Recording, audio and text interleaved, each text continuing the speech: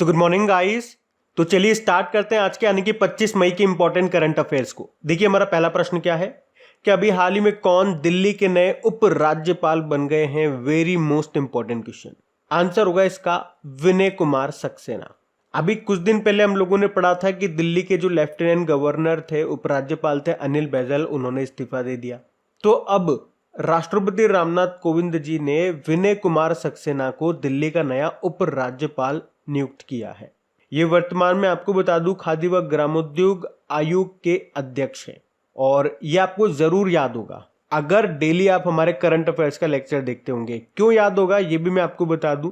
अभी आपको पता है विनय कुमार त्रिपाठी ये रेलवे बोर्ड के नए चेयरमैन और सीईओ बने थे और जब ये बने थे तब मैंने आपको कई बार बताया है कि देखो एक विनय कुमार सक्सेना और हैं, वो अभी खादी व ग्रामोद्योग आयोग के यानी कि केवीआईसी के अध्यक्ष हैं।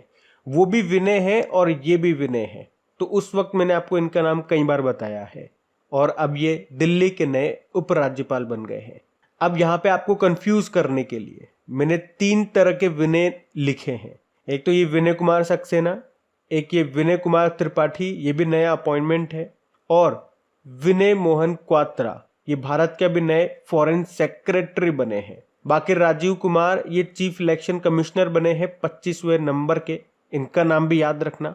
अच्छा मुझे बताओ अभी एमएसएमई मंत्रालय ने कहां पर पहला खादी उत्कृष्टता केंद्र का उद्घाटन किया? तो भी आंसर क्या होगा? दिल्ली। उसके अलावा मुख्यमंत्री मुफ्त सीवर कनेक्शन योजना किसने शुरू की? तो आंसर होगा दिल्ली ने। और अभी दिल्ली सरकार ने अपना शिक्षा गीत लॉन्च किया है जिसका नाम है इरादा कर लिया है हमने। और हमने पढ़ा था एशिया का सबसे बड़ा अंतरराष्ट्रीय खाद्य और आतिथ्य मेला यानी कि international food and hospitality fair जिसका नाम है आहार 2022, ये हुआ नई दिल्ली में ही। और अभी दूसरे खेलो मास्टर्स गेम्स 2022 त्यागराज स्टेडियम नई दिल्ली में हुए। प्रधानमंत्री नरेंद्र मोदी ने नई दिल्ली में ही प्रधानमंत्री संग्रहालय का उद्घाटन किया। और भारत का पहला ई वेस्ट इको पार्क ये कहां पे स्थापित किया गया? तो आंसर होगा दिल्ली में। अभी दिल्ली पुलिस ने उन्नति नाम से एक ई लर्निंग प्लेटफॉर्म भी लॉन्च किया था। और देश का पहला स्मोक टावर ये लगा है दिल्ली में। और भारतीय रेलवे कहां पर सबसे बड़ी कुश्ती अकादमी स्थापित करेगा? तो आंसर होगा किशनगंज दिल्ली। तो ये सारे पॉइंट आप ध्यान रखना। बढ़ते आगे। फिर बताइए अभी किस राज्य सरकार ने संभव पोर्टल को लॉन्च किया? तो आंसर होगा उत्तर प्रदेश। तो अभी उत्तर प्रदेश के जो ऊर्जा और शहरी विकास मंत्री हैं अरविंद शर्मा, उन्होंने संभव पोर्टल को लॉन्च किया है। यहाँ पे संभव का क्या मतलब हो गया? Systemic administration mechanism for bringing happiness and value. और इसको लॉन्च करने का उद्देश्य क्या है? जनता की समस्याओं का निवारण करना और उनकी शिकायतों पर जल्दी से जल्दी एक्शन लेना। और इतना ही नहीं, इस पोर्टल पर सार्वजनिक कार्यक्रम और योजना से संबंधित चीजों की भी निगरानी की जाएगी। अच्छा यहाँ पे एक प्रश्न मैं आपसे पूछूंगा, बताओ अभी जन निगरानी एप्लीकेशन को किसने लॉन्च किया? तो आपका उत्तर होगा जम्मू कश्मीर ने, जिसका उद्देश्य क्या था? लोगों की विभिन्न योजनाओं से संबंधित शिकायतों का समाधान करना। और अभी लोक मलिनी योजना शुरू की थी किसने? पंजाब सरकार ने। तो इस योजना में क्या होगा? इसमें लोगों की शिकायतों को सुना जाएगा और जल्द से जल्द उन शिकायतों का समाधान किया जाएगा। अच्छा मैं अगर आपसे पूछूं अभी vehicle moment tracking system application को किसने लॉन्च किया था? हरियाणा ने। तो रेत और जो दूसरे खनन सामग्री हो गई उनको जो वाहन लेकर के जाते हैं उनको ट्रैक करने के लिए हरियाणा ने इसको लॉन्च किया था। अच्छा बात उत्तर प्रदेश की है तो ये रहा मैप में यूपी। देखो इसकी कैपिटल लखनऊ है और लखनऊ किस नदी के किनारे स्थित है? तो गोमती नदी के किनारे। सिडबी का हेडक्वार्टर आपको लखनऊ में ही मिलेगा। और बताओ भारत की पहली पैरा बैडमिंटन अकादमी कहाँ पे खोली गई? तो आंसर होगा लखनऊ में।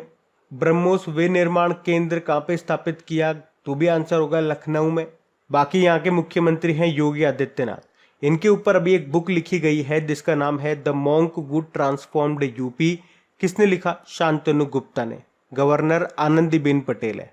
और अभी हम लोगों ने पढ़ा था कि उत्तर प्रदेश के अयोध्या में लता मंगेशकर के नाम पर एक चौराहे का नाम रखा जाएगा।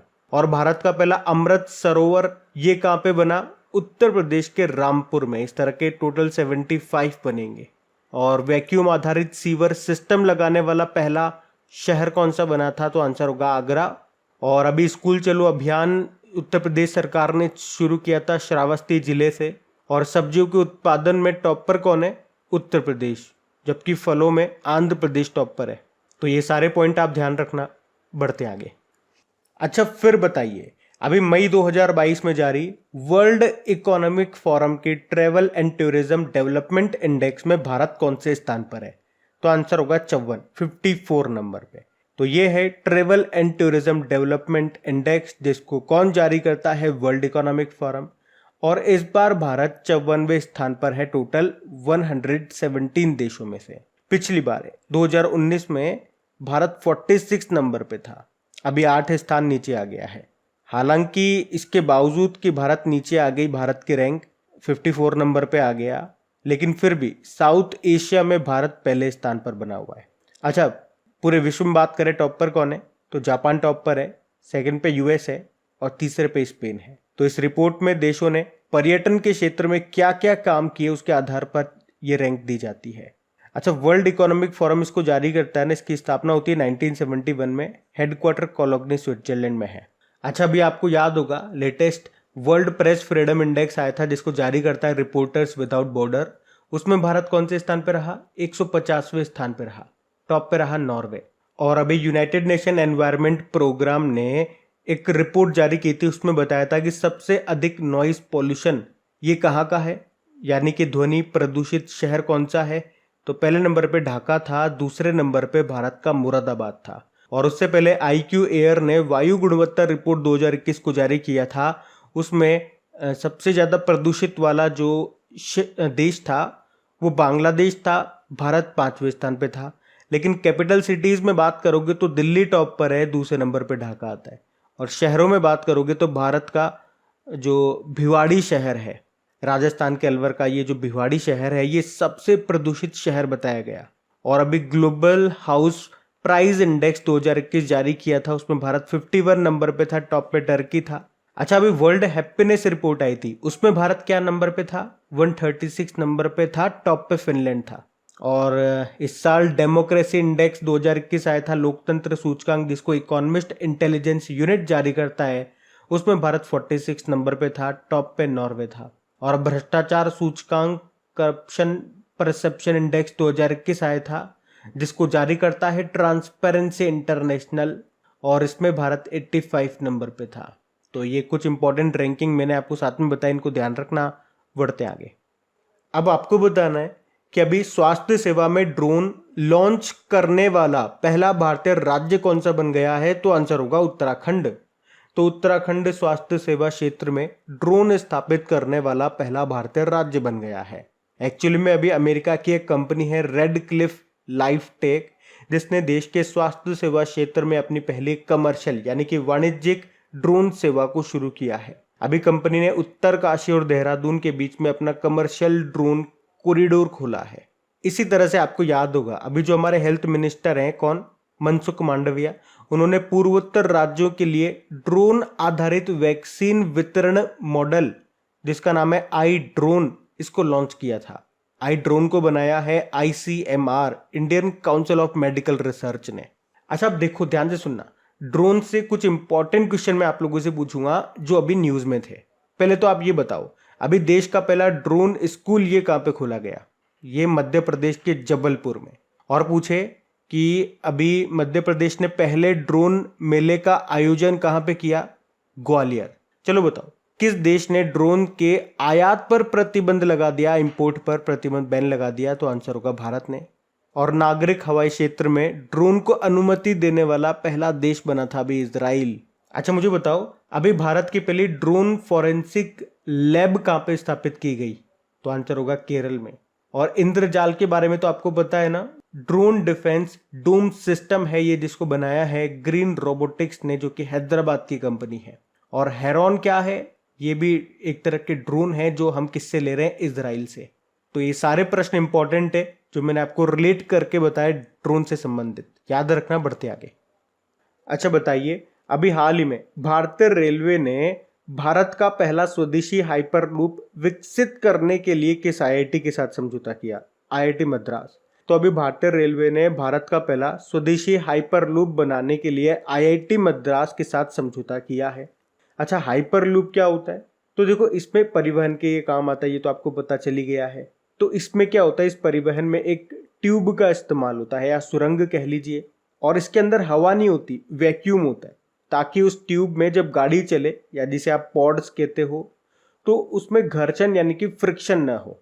और ये जो पोड्स होते हैं ये उस ट्यूब के अंदर मैगलेव तकनीक की सहायता से एक जगह से दूसरी जगह पे जाते हैं। आपको ऐसा लगेगा जैसे कि वो हवा में तैर रहे हो, और इसकी जो स्पीड है वो एरोप्लेन के बराबर होती है। इसमें उत्सर्जन नहीं होता यानी कि प्रदूषण नहीं होता, और इलेक्ट्रिक ट्रेन से भी कम बिजली ये खाती है। तो ये इसके फायदे हैं। अच्छा, चलिए मुझे बताओ, अभी एक बायोडिग्रेडेबल नैनो पार्टिकल को किसने बनाया था? आईआईटी कानपुर ने। और आईआईटी रुड़की से आपको याद होगा, यहीं पे सुपर कंप्यूटर है परम गंगा, उसको स्थापित किया गया। अभी किसान मोबाइल एप्लीकेशन, इसको भी आईआईटी रुड़की ने बनाया। और दुनिया का पहला plant based smart air purifier को भी इसने बनाया, जिसका नाम रखा था यूब्रीथ लाइफ। और आईआईटी दिल्ली अभी दुनिया का सबसे छोटा वेयरेबल एयर प्यूरिफायर इसने लॉन्च किया था, जिसका नाम है नासो 95। बाकी आईआईटी मद्रास आपने पढ़ा था, इसने पहला स्वदेशी मोटर चलित व्हील चेयर, जिसका नाम है नियो बोल्ट, उसको डेवलप किया। और अभी भारत का पहला स्वदेशी पॉलीसेंट्रिक प्रोस्थेटिक घुटने का भी अनावरण किया था आईआईटी मद्रास ने। तो ये सारे इंपॉर्टेंट पॉइंट हैं। अब आगे बढ़े उससे पहले एक प्रश्न का उत्तर दे दो कि भारत के बाहर अपना पहला आईआईटी ये कहाँ पे बनेगा। हम बढ़ते आगे। चलो फिर बताओ, मई 2022 में कश्मीर विश्वविद्यालय की पहली महिला कुलपति कौन बनी है? तो आंसर होगा नीलोफर खान। तो अभी नीलोफर खान को कश्मीर यूनिवर्सिटी की पहली महिला वाइस चांसलर बनाया गया है। और इस तरह से वो किसका स्थान लेंगी? तलत अहमद का स्थान लेंगी। अच्छा, कर्नम मल्लेश्वरी का नाम आपने जरूर सुना होगा। एक तो करंट अफेयर्स का प्रश्न मैं आपको बताऊं तो दिल्ली स्पोर्ट्स यूनिवर्सिटी की पहली वाइस चांसलर ये बनी है। उसके अलावा ये ओलंपिक में पदक जीतने वाली पहली भारतीय महिला है। सन 2000 के जो सिडनी ओलंपिक हुए थे उसमें ब्रोंज जीता था इन्होंने। चलो बताओ, इनका संबंध किस खेल से है? तो फिर आपका आंसर होगा वेटलिफ्टर है ये। लेकिन अगर आपसे प्रश्न पूछा जाए कि ओलंपिक में पदक जीतने वाले पहले भारतीय कौन थे, तो वो केडी जाधव थे। कुश्ती में रेसलिंग में उन्होंने ब्रोंज जीता था 1952 के हेलसिंकी ओलंपिक में। और शांति श्री धूलीपुड़ी पंडित की बात करेंगे तो जवाहरलाल नेहरू यूनिवर्सिटी की पहली महिला कुलपति बनी। और सेबी की पहली महिला प्रमुख कौन बनी अभी? माधवीपुरी बुच। और अगर आपसे पूछे कि डोप प्रतिबंध पाने वाली पहली महिला क्रिकेटर कौन बनी थी? अंशुला राव। और देखो, यूनिवर्सिटी से आपको याद आएगा, अभी खेलो इंडिया यूनिवर्सिटी गेम्स 2021 हुए थे, जिसका ये दूसरा संस्करण था कर्नाटक में, जिसका शुभंकर मैस्कोट क्या है? वीरा। और उसमें टॉप पे रही है कर्नाटक की जैन यूनिवर्सिटी 20 गोल्ड के साथ। दूसरे नंबर पे लवली प्रोफेशनल यूनिवर्सिटी, और तीसरे पे रही है पंजाब यूनिवर्सिटी। यहाँ पे एक शिव श्रीधर का नाम भी याद रखना, स्विमर है ये, 11 गोल्ड जीते इन्होंने। अच्छा, उत्तर प्रदेश के सहारनपुर यूनिवर्सिटी का नाम किसके नाम पे कर दिया गया? मां शाकंभरी के नाम पे। और लद्दाख में इस प्रस्तावित यूनिवर्सिटी का नाम किस नदी के नाम पे रखा गया? सिंधु नदी के नाम पे। तो ये सारे प्रश्न याद रखना।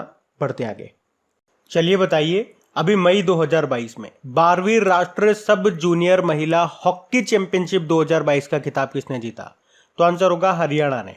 तो पहले तो ये याद रखो कि ये हुआ कहाँ पे? इम्फाल, मणिपुर में हुआ। ये 12वें नंबर का है, 12वां एडिशन है, जिसको हरियाणा ने जीत लिया है। किसको हराया या उपविजेता कौन रहा? झारखंड रहा।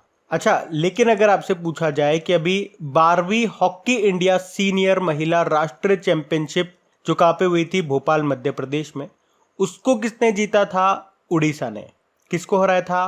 कर्नाटक को। और 12वीं से ही याद आएगा आपको, अभी 12वीं महिला विश्व मुक्केबाजी चैंपियनशिप 2022, जिसका आयोजन हुआ टर्की के इस्तांबुल में, जिसमें आपने पढ़ा होगा निखात जरीन के बारे में। गोल्ड जीता इन्होंने, और ये गोल्ड जीतने वाली 5वीं भारतीय महिला बन गई है। और हाँ, अभी 12वीं senior mains national hockey championship भी तो हुई थी भोपाल, मध्य प्रदेश में ही, जिसको हरियाणा ने ही जीता है तमिलनाडु को हरा करके। तो वो भी याद रखना। और अगर आपसे पूछे अभी Obaidullah Khan heritage hockey cup को किसने जीता, भारतीय रेलवे ने आर्मी 11 को हरा करके, ये भी भोपाल मध्य प्रदेश में हुआ था।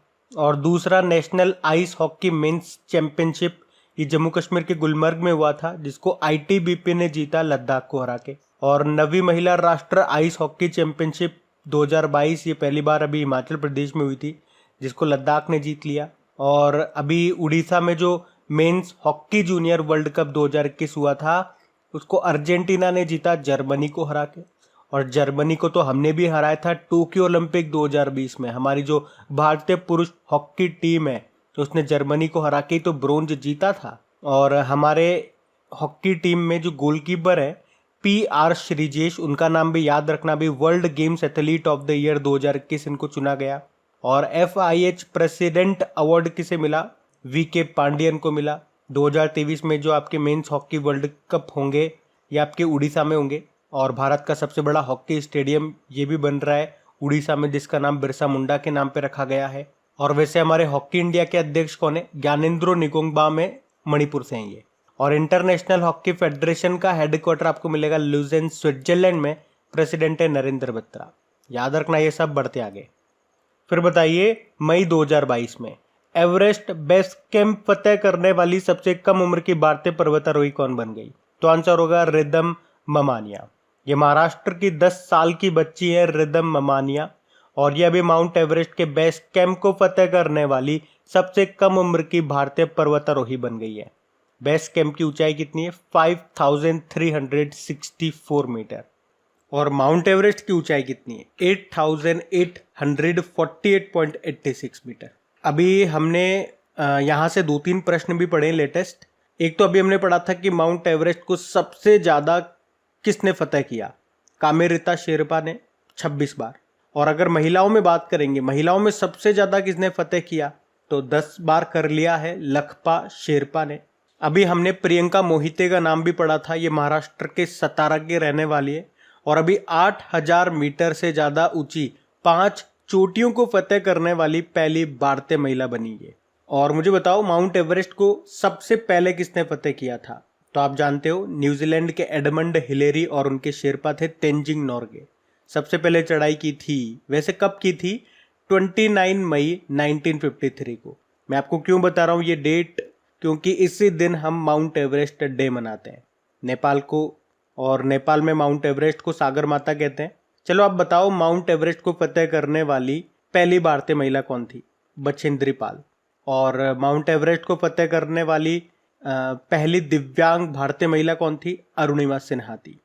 और एक प्रश्न का उत्तर आप दो कि अभी भारतीय पर्वतारोहण फाउंडेशन की पहली महिला अध्यक्ष कौन बनी है, तो आपका उत्तर होना चाहिए हर्षवंती बिष्ट। ये करंट अफेयर्स का प्रश्न है, याद रखना, नहीं याद था तो पढ़ते आगे। और गाइज अगर सेशन अच्छा लग रहा है, हेल्पफुल लग रहा है, तो प्लीज़ इसे अपने दोस्तों के साथ में शेयर ज़रूर करना। और अगर अभी तक आपने इसको लाइक नहीं किया तो लाइक कर लेना। और अगर पहली बार वीडियो देख रहे हो तो आपको बता दूं, इन सभी का क्विज बना करके अपलोड कर दिया गया है आपकी क्रेक एग्जाम एप्लीकेशन पे, वहीं पे इसके PDF भी आपको मिल जाएगी। तो अच्छे से प्रैक्टिस करना, टेस्ट लगाते रहना। बढ़ते हम आगे। फिर बताइए मई 2022 में किसे इयाल अवार्ड के लिए चुना गया, तो आंसर होगा AR वेंकट चलपति। तो इतिहासकार और Madras institute of development studies के प्रोफेसर हैं ये AR वेंकट चलपति, जिनको 2021 के लिए कनाडा स्थित तमिल लिटरेरी गार्डन के लाइफ टाइम अचीवमेंट अवार्ड, जिसे कहेंगे इयाल अवार्ड, इसके लिए चुना गया। इयाल अवार्ड ये एक लाइफ टाइम अचीवमेंट अवार्ड है जो सालाना किसी ऐसे व्यक्ति को दिया जाता है जिसने तमिल साहित्य के विकास या अध्ययन में बहुत महत्वपूर्ण योगदान दिया हो। तो इस बार मिला AR वेंकट चलपति को। बाकी आप जानते हो अभी व्हीटली गोल्ड अवार्ड किसे मिला था, हिम तेंदुए के संरक्षण के लिए चारुदत्त मिश्रा को। और ग्लोबल पीस एम्बेसडर 2022 के रूप में चुना गया था बबीता सिंह को। जबकि व्यक्तिगत श्रेणी में कुष्ठ रोग के लिए अंतर्राष्ट्रीय गांधी पुरस्कार 2021 जीता डॉक्टर भूषण कुमार ने। याद रखना ये सब। पढ़ते आगे। फिर बताइए विश्व आर्थिक मंच वर्ल्ड इकोनॉमिक फोरम की वार्षिक बैठक 2022 का आयोजन स्थल कौन सा है, तो आंसर होगा दावोस। आपने पढ़ा है वर्ल्ड इकोनॉमिक फोरम की स्थापना होती है 1971 में। हेडक्वार्टर इसका जेनेवा स्विट्जरलैंड में है। और इसकी जो बैठक है इसका आयोजन कहाँ पे होता है, दावोस स्विट्जरलैंड में। और इस बैठक में भारत का नेतृत्व करेंगे हमारे वाणिज्य मंत्री Piyush Goyal.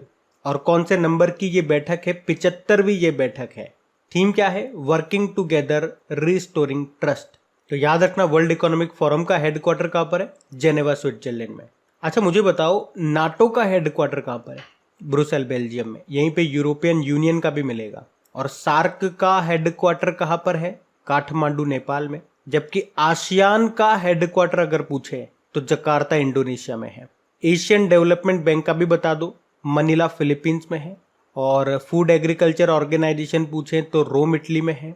Financial action task force का कहाँ पर है? पेरिस में है। और पेरिस में ही आपको यूनेस्को का भी मिल जाएगा। अच्छा एक प्रश्न आपके लिए होगा यहाँ पे, होमवर्क प्रश्न है आपका। अभी फाइनेंशियल एक्शन टास्क फोर्स के नए अध्यक्ष कौन बने हैं बताइए। हम बढ़ते आगे। चलो बताइए, 21 जून 2022 को कहां पर अंतर्राष्ट्रीय योग दिवस मनाया जाना है? तो आंसर होगा मैसूर, कर्नाटक। तो 2022 में अंतर्राष्ट्रीय योग दिवस, ये इसका 8वां संस्करण होगा, जिसका आयोजन किया जाएगा कर्नाटक के मैसूर में। अभी जनवरी में ही हम लोगों ने पढ़ा था, हमारे जो आयुष मंत्री हैं सर्बानंदा सोनोवाल, बताओ इन्होंने कहां पर योग अकादमी, जिसका पूरा नाम है हार्टफुलनेस इंटरनेशनल योग अकेडमी, इसकी आधारशिला रखी? हैदराबाद। और आयुष मंत्री ने ही वाई ब्रेक एप्लीकेशन को भी लॉन्च किया था। यहाँ पे वाई मतलब हो गया योग। अच्छा आप मुझे तो एक सिंपल से प्रश्न का उत्तर दे दो कि भारत के बाहर पहला योग विश्वविद्यालय ये कहाँ पे बना है? स्वामी विवेकानंद जी के नाम पे बना है। ये कहाँ पे बना है बताओ। हम बढ़ते आगे। अच्छा बताइए, मई 2022 में क्वाड शिखर सम्मेलन का आयोजन ये कहाँ पे किया गया? तो आंसर होगा टोक्यो में। और क्वाड में कौन कौन से देश आते हैं? भारत, जापान, यूएस और ऑस्ट्रेलिया। इसका जो पहला समिट है ये 2021 में हुआ था। कहाँ पे? यूएस में, जो बाइडेन की अध्यक्षता में। और इस बार जो ये हुआ ये चौथे नंबर का है, जापान के टोक्यो में। भारत के प्रधानमंत्री नरेंद्र मोदी ने इसमें पार्टिसिपेट किया। अच्छा जापान के प्रधानमंत्री कौन है? फुमियो किशिदा है। और यूएस के तो आप जो बाइडेन प्रेसिडेंट है वो जानते ही हो। अभी ऑस्ट्रेलिया के भी तो नए प्रधानमंत्री बन गए, उनका नाम क्या है? एंथनी एल्बनीज, लेबर पार्टी थे ये। और वैसे क्वाड की स्थापना क्यों की गई थी? हिंद और प्रशांत क्षेत्र में शांति और विकास के लिए। एक्चुअली में चाइना को काउंटर बैलेंस करने के लिए की गई थी। और क्वाड देशों के बीच में एक एक्सरसाइज भी होता है जिसको कहते हैं मालाबार एक्सरसाइज। और दुनिया का सबसे शक्तिशाली सुपर कंप्यूटर ही जापान का है, जिसका नाम है फुगाकू। और जापान के जो पूर्व प्रधानमंत्री थे शिंजो अबे, और उनको हमने 2021 में पद्म विभूषण से सम्मानित किया था। और अभी नेताजी अवार्ड के लिए भी हमने उनको चुना है। अच्छा ये तो क्वाड कंट्रीज हो गई। आप मुझे बताओ नॉर्डिक देश कौन से होते हैं? नॉर्वे, स्वीडन, फिनलैंड, आइसलैंड और डेनमार्क। और बाल्टिक देश एस्टोनिया, लातविया और लिथुआनिया। तो अब बात करेंगे कल के वीडियो में पूछे गए प्रश्न के उत्तर की। तो कल के वीडियो में आपसे पूछा था उत्तराखंड हाईकोर्ट के नए चीफ जस्टिस कौन बने हैं? तो आंसर होगा विपिन सांघी। आप सभी ने प्रश्न का बिल्कुल सही उत्तर दिया है। और गाइज अगर सेशन अच्छा लगा करे तो प्लीज़ इसे लाइक करके शेयर ज़रूर कर देना। एक बार फिर से आपको याद दिला रहा हूँ। और इनका क्विज बना करके अपलोड कर दिया क्रिक एग्जाम एप्लीकेशन पे, वहीं पे पीडीएफ भी मिल जाएगा, ये भी बता दिया मैंने आपको। और क्रिक एग्जाम एप्लीकेशन का लिंक आपको मिलेगा नीचे डिस्क्रिप्शन बॉक्स में, वहीं पे टेलीग्राम का लिंक भी मिल जाएगा। अब ये रहा आज का प्रश्न।